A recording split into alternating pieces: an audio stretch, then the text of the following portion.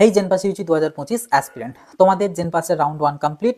Round 2 এর আগামীকালকে allotment result বেরোতে চলেছে এবং কালকেই তোমাদের মোটামুটি কনফার্ম হয়ে যাবে কে কোন কলেজ পেলে, আপডেট যারা করতে দিয়েছিলে তাদের আপডেট হলো কিনা, নতুন কলেজ এলো কিনা, বা যারা রাউন্ড 1 এ সিট পাওনি তারা রাউন্ড 2 তে পেলে কিনা, এটসেট্রা এটসেট্রা। এবং সেটার রেসপেক্টে কি কি পসিবিলিটি হতে পারে, যে কলেজ এলে নেওয়াটা বাধ্যতামূলক কিনা, অ্যাডমিশন নিতেই হবে কিনা, ফিজিক্যাল ভেরিফিকেশনে যেতে হবে কিনা, 1000 টাকা আবার পে করতে হবে কিনা, এটসেট্রা এটসেট্রা, যা যা ডাউট কোয়ারিজ থাকে এবং রাউন্ড 2 এর যে ব্যাপার স্যাপারগুলো সেগুলো নিয়ে আমি অলরেডি একটা ভিডিওতে ডিসকাস করেছি। এছাড়া স্পট কাউন্সেলিং নিয়ে তোমাদের অনেকের একটা ডাউটস আছে যে হবে কি হবে না, বা হলে তার প্রসেস কি থাকে, কিভাবে কি হয় না হয়, আমি যদি এখন ভর্তি হয়ে যাই তখন আমি স্পট কাউন্সেলিংয়ে পারবো কিনা, এরকম বিভিন্ন রকম ডাউটস আছে। তো স্পট কাউন্সেলিং নিয়ে আমি আলাদা একটা ডেডিকেটেড ভিডিও তোমাদের জন্য বানিয়ে দিয়েছি অলরেডি। তো ভিডিওগুলোর লিঙ্ক আমি আই বাটনে ডেসক্রিপশন বক্সে দিয়ে রাখবো, তার পাশাপাশি তোমরা চ্যানেল ভিজিট করলেও পেয়ে যাবে। এবং আজকের এই ভিডিওটাতে আমি মেনলি তোমাদের সাথে যেটা শেয়ার করবো বা ডিসকাস করবো সেটা হচ্ছে ডাইরেক্ট অ্যাডমিশন। তোমাদের মধ্যে অনেকেই আছো যারা হয়তো রাউন্ডের কাউন্সেলিং থেকে সেই অর্থে সেই মতন খুব একটা কলেজ পাওইনি, অথবা যেটা পেয়েছো সেটাতে তুমি স্যাটিসফাইড নও। তো সেক্ষেত্রে কি তুমি কোনো কলেজে ডাইরেক্ট অ্যাডমিশন নিতে পারবে, সেটা নার্সিং হোক বা প্যারামেডিক্যালের কোনো ব্রাঞ্চ হোক? তো তুমি নিতে পারবে কি, বা যদি নাও সেক্ষেত্রে ফিউচারে কোনো প্রবলেম আসবে নাকি, বা সার্টিফিকেট যেটা পাবে ডিগ্রি সেটার কোনো মানে প্রবলেম হবে কিনা, বা এটসেট্রা এটসেট্রা, যা যা ডাউট কোয়ারিজ আছে ডাইরেক্ট অ্যাডমিশন সংক্রান্ত সব কিছু নিয়ে ডিসকাস করবো আজকের এই ভিডিওতে। এবং ভিডিওটা ভালো লাগলে অবশ্যই একটা লাইক করে দেবে, সবার সাথে শেয়ার করে দেবে, চ্যানেলটাই নতুন হয়ে থাকলে সাবস্ক্রাইব করে নোটিফিকেশনে ক্লিক করে অলেতে সেট করে রাখবে, কারণ ভবিষ্যতে আরও এরকম আপডেটস কিন্তু তোমাদের জন্য আসতেই থাকবে এই চ্যানেলেতে।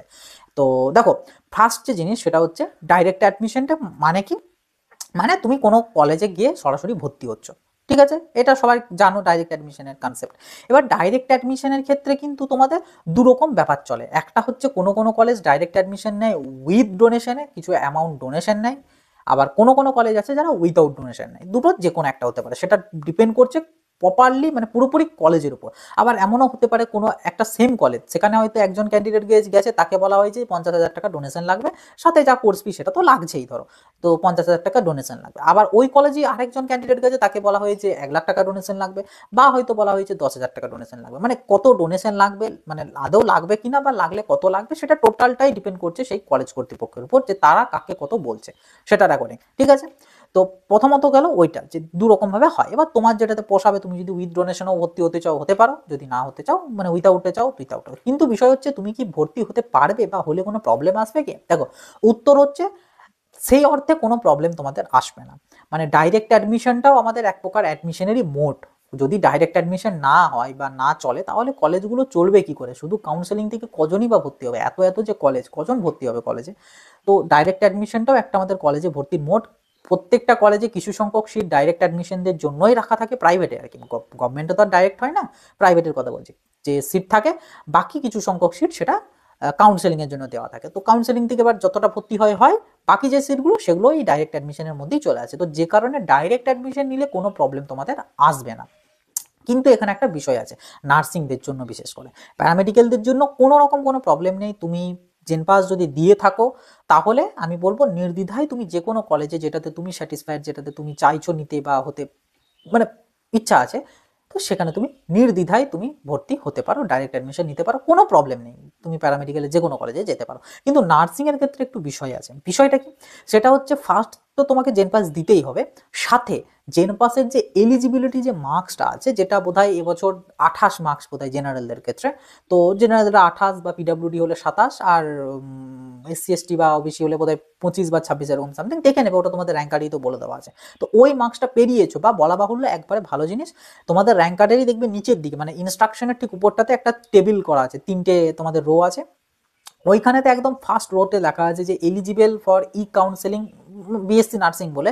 ওইটাতে যদি ইয়েস লেখা থাকে, তাহলে তুমি নিশ্চিন্তে তুমি কোনো কলেজে ডাইরেক্ট অ্যাডমিশন নিতে পারো, কোনো অসুবিধা হবে না।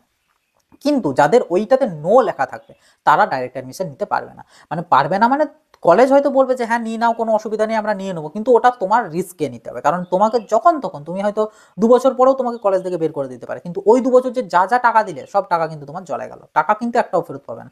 ওই জন্য বলবো, যাদের নো আছে এই সকল ঝামেলায় যাবে না ডাইরেক্ট অ্যাডমিশনে।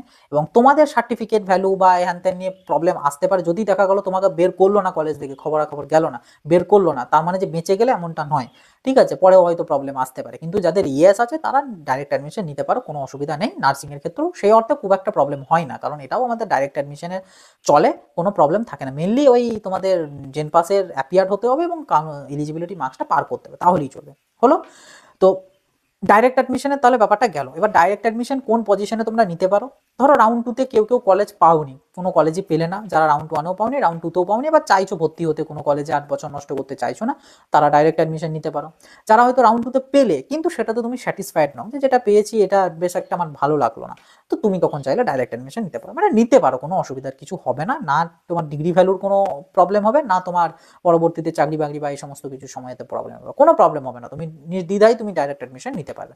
কিন্তু এখানে চেষ্টা করবে একটু ভালো কলেজ নেওয়া। তুমি সেই যেহেতু খরচা করে পড়তে যাচ্ছ, ডাইরেক্ট অ্যাডমিশন নিতে যাচ্ছ, একটু খরচা করে পড়াটাই আমার মতে বলে বেটার, মানে ভালো। আর নার্সিংদের ক্ষেত্রে তো অবশ্যই, নার্সিংদের ক্ষেত্রে তোমরা ডাইরেক্ট অ্যাডমিশন নিলে তোমাদেরকে ফার্স্ট তো দেখতে হবে যে কলেজটা যদি কোনো মানে প্রাইভেট হলেও যদি সেটা মেডিকেল কলেজ হয় তাহলে তো খুবই ভালো জিনিস, অবশ্যই নেবে।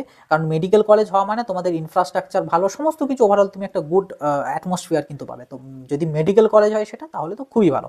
যদি ইনকেস মেডিকেল কলেজ নাও হয় সেক্ষেত্রে তোমাকে সেকেন্ড দেখতে হবে তাদের নিজেদের হসপিটাল আছে কিনা। যদি নিজেদের হসপিটাল থেকে তাহলেও মোটামুটি কিছুটা সেভ করতে পারো, ঠিক আছে। আরেকটা ফ্যাক্টর কি এখানে তোমরা কাজে লাগাতে পারো, সেটা হচ্ছে হয়তো কলেজটা মেডিকেল কলেজ না, বাট কলেজটার আমি যা এগুলো যা যা বলছি সব কিন্তু নার্সিংদের জন্য। প্যারামেডিক্যালদের জন্য তোমাদের যেটা ইচ্ছা, যেখানে তুমি অ্যাফোর্ড করতে পারবে চলে যাবে, কোনো চাপ নেই তোমাদের জন্য। এত ফ্যাক্টর কাজ করিয়ে লাভ নেই। হ্যাঁ, কাজ করাতে পারো, ডেফিনেটলি সেটা ভালো, বাট করাতেই হবে এমনটা নয়। কিন্তু নার্সিংদের ক্ষেত্রে এগুলো একটু দেখলে তোমরা মানে বেটার জিনিস পাবে, এই আর কি। তো যাই হোক, যেটা বলছিলাম যে ফ্যাক্টরটা, সেটা হচ্ছে দেখা গেল তোমার কলেজটা হয়তো কোনো মেডিকেল কলেজ না, নয়, হয়তো তাদের নিজেদের হসপিটাল আছে, মোটামুটি একটা রেপুটেটেড বা মোটামুটি একটা ভালো হসপিটাল, কিন্তু মেডিকেল কলেজ নয়, বাট ওইটা তোমার বাড়ির থেকে খুব কাছে কলেজটা দেখা গেলো। তো সেক্ষেত্রে আমি বলবো তুমি মেডিকেল কলেজের চক্করে না গিয়ে তুমি ওটা নিয়ে নাও, কারণ বাড়ির থেকে যেহেতু কাছে, তো কলেজটা যদি হোস্টেল ম্যান্ডেটরি না হয় তো তুমি সেক্ষেত্রে বাড়ি থেকে আসা যাওয়া করে নিতে পারবে। তো সেক্ষেত্রে তোমার হোস্টেলের বলো বা খাবার দাবার বলো অনেকটা অ্যামাউন্ট কিন্তু বেঁচে যাবে। তো সেক্ষেত্রে তোমার প্রাইভেট থেকে মোটামুটি একটা ভালো কলেজেও পড়া হলো, সাথে টাকাটাও খুব একটা খরচা হলো না, বিশেষ করে হোস্টেল চার্জেসটা অনেকটাই কমে গেল, মানে লাগবে না। হ্যাঁ, ট্রান্সপোর্টেশনের জন্য যেটুকু সেটুকু। তো এই আর কি ব্যাপার। বা দেখা গেল হয়তো মেডিকেল কলেজ, যদিও মেডিকেল কলেজ মানে হসপিটাল আছে, এটা হয়তো ফ্যাক্টরটা কাজ দেবে না, কিন্তু ধরো বাড়ির কাছে বাট মেডিকেল কলেজও নয়, হসপিটালও নেই, তো তখন একটু মানে চেষ্টা করবে যদি বাইরের দিকে যাওয়া যায়। আদারওয়াইজ নিতে পারো, যদি কলেজটা মোটামুটি ভালো হয় তো ওটা নিলেও চলবে, কোনো অসুবিধা নেই নিতে। আর তাছাড়া আর একটা আর কিছু মানে খুব একটা বেশি কিছু ফ্যাক্টর কাজ করে না কলেজ সিলেকশনের। নার্সিং এর ক্ষেত্রে একটু চেষ্টা করবে, যেহেতু পয়সা খরচা করে পড়তে চাইছো, সেক্ষেত্রে আর 50,000 বা 1 লাখ দিলে তুমি হয়তো আরো বেটার কলেজ থেকে পড়তে পারবে।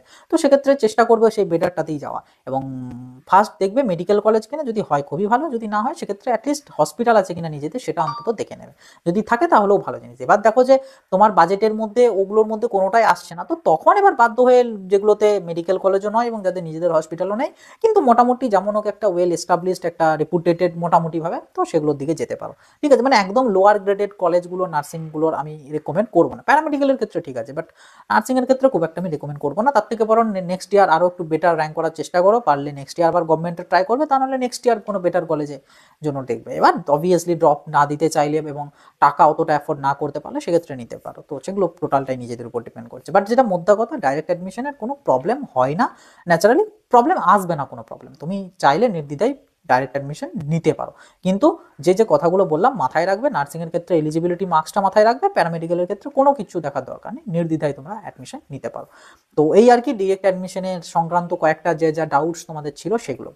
ডাইরেক্ট অ্যাডমিশন নিয়ে আর একটা ডাউটস অনেকের থাকে যে দাদা আমি যদি ডাইরেক্ট অ্যাডমিশন নিই তো সেক্ষেত্রে কি আমি স্কলারশিপ পাবো নাকি স্কলারশিপটা পাবো না, যেটা আমাদের এসবিএমসি মেনলি যেটা মেজর, যে একমাত্র স্কলারশিপ গভর্নমেন্ট যেটা মেনলি পাওয়া যায়, তো সেইটা কি পাবো নাকি পাবো না। দেখো, এটার উত্তর হচ্ছে হ্যাঁ, পাবে। স্কলারশিপের উপর এগুলোর খুব একটা ইফেক্ট পড়ে না, যে তুমি ডাইরেক্ট অ্যাডমিশন নিয়েছো বলে তুমি স্কলারশিপ পাবে না, এমনটা ন্যাচারালি হবে না। স্কলারশিপ তুমি পাবে, কোনো প্রবলেম হবে না স্কলারশিপ পেতে।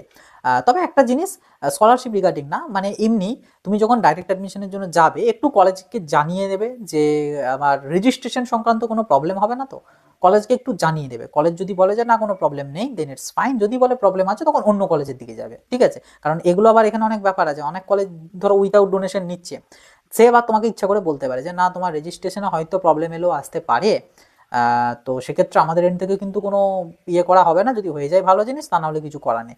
এটা অনেক কলেজ ইচ্ছা করে বলে যাতে তুমি কিছু টাকা তাদেরকে দাও, যে ঠিক আছে স্যার একটু ম্যানেজ করে দেবেন, আমি কিছু অ্যামাউন্ট দিচ্ছি, তাহলেই দেখবে সুরসুর করে টাকাটা নেবে এবং করে দেবে। তো হয় এগুলো ব্যাপারগুলো, বাট খুব একটা প্রবলেম আসে না যদি তুমি এলিজিবিলিটি মার্কসটা পার করে থাকো। ঠিক আছে, অনেকে ভাববে যে আমার তো তাহলে অ্যালটমেন্ট লেটার নেই, কীভাবে হবে, কিন্তু এগুলো হয় না। অ্যালটমেন্ট লেটার না থাকলেও ভর্তি হয় এবং ডাইরেক্ট অ্যাডমিশন নেওয়া যায় কলেজে, প্রাইভেট কলেজে নেওয়া যায়, কোনো অসুবিধা। নাহলে প্রাইভেট কলেজগুলো রান করবে কি করে? কাউন্সেলিং থেকে কজন আছে? কাউন্সেলিং থেকে ম্যাক্সিমাম জনই তো চেষ্টা করে আমি ভালো কলেজের দিকে যাবো, বেটার কলেজের দিকে যাবো। তো এত এত যে কলেজ রয়েছে, এত এত কলেজ যে নতুন নতুন ওপেন হচ্ছে, সেগুলো চলবে কি করে ডাইরেক্ট অ্যাডমিশন না নিলে? তো ওগুলোতে কোনো অসুবিধা আসে না, শুধু জেন পাস কোয়ালিফাইটা করতে হবে, মানে এলিজিবল মার্কসটা পার করতে হয় নার্সিং এর, এটুকু হলেই চলবে। আর প্যারামেডিক্যালতে তো দাবিয়ে তুমি ভর্তি হও, কোনো চাপ নাই। ঠিক আছে, তো এই আর কি ওভারঅল টুকটাক যা যা ডাউট কোয়ারিজ ছিল সবগুলোর অ্যান্সার আমি দেওয়ার চেষ্টা করলাম।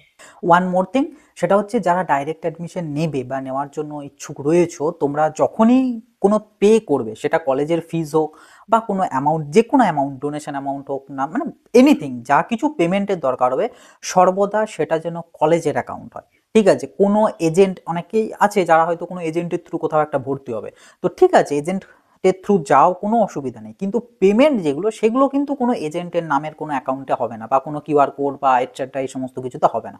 পেমেন্ট কিন্তু হবে কলেজের অ্যাকাউন্টে, কারণ এই জিনিসটাকে কাজে লাগিয়ে বহু এরকম ফেক জন কিন্তু আছে, যারা কিন্তু তোমাদেরকে এরকম বলবে এবং দেন তোমার কাছ থেকে ওদের অ্যাকাউন্টে টাকাটা নিয়ে নেবে, যেই নিয়ে নিল বাস তোমার কাছে চেনে না, ব্লক ফ্লক করে দেবে, কোনো রকম কন্ট্যাক্ট রাখবে না। তো এই জিনিসটার থেকে অবশ্যই বি কেয়ারফুল। কাজেই যখনই পেমেন্ট করবে সেটা কলেজের অ্যাকাউন্টে করার চেষ্টা করবে, আর তার পাশাপাশি এজেন্টকেও কলেজে ডেকে একবারে, মানে কলেজের ম্যানেজমেন্টের সাথে কথাবার্তা বলে পুরো ম্যাটারটাকে মিটমাট করে তবে গিয়ে তুমি ফাইনাল ডিসিশনে আসবে যে হ্যাঁ আমি ঠিক আছে তাহলে পে করছি এবং অ্যাডমিশন নেব কলেজের উপস্থিতিতে, এবং সেটা কলেজে, কোনো এজেন্টের অফিসে না। ঠিক আছে, এই জিনিসটা অতি অবশ্যই কিন্তু মাথায় রাখবে ডাইরেক্ট অ্যাডমিশন নেওয়ার ক্ষেত্রে, বিশেষ করে নার্সিংয়ে, কারণ প্রচণ্ড এরকম কিন্তু স্ক্যাম তোমরা মানে স্ক্যামের মুখে পড়তে পারো। তো একটু এগুলোর থেকে সাবধানতা থাকবে। বাস, তো এইগুলোই আর কি মোটামুটি তোমাদের কমন ডাউটস বলতে গেলে ইন ডাইরেক্ট অ্যাডমিশন রিগার্ডিং। তো সবই মোটামুটি ক্লিয়ার করতে পেরেছি আশা করা যাচ্ছে। তো যদি এখনো কোনো ডাউটস থেকে থাকে, কমেন্ট বক্স খোলা আছে, কমেন্ট বক্সে লিখে জানাবে। আর যদি ক্লিয়ার হয়ে গিয়ে থাকে তাহলে অবশ্যই ভিডিওটাতে একটা লাইক করে দেবে, সবার সাথে শেয়ার করে দেবে, যাতে তাদেরও এই সমস্ত যে ডাইরেক্ট অ্যাডমিশন রিগার্ডিং যার যা ডাউট আছে সেগুলো যাতে ক্লিয়ার হয়ে যায়। আর এরকম আরও আপডেট পাওয়ার জন্য চ্যানেলটাকে সাবস্ক্রাইব করে নোটিফিকেশনে ক্লিক করে অলেতে সেট করে রাখবে। বাস, তো চলো আশীর্বাদ, দেখাবে নতুন একটা ভিডিওতে। সকলে ভালো থাকবে, সুস্থ থাকবে, বাই।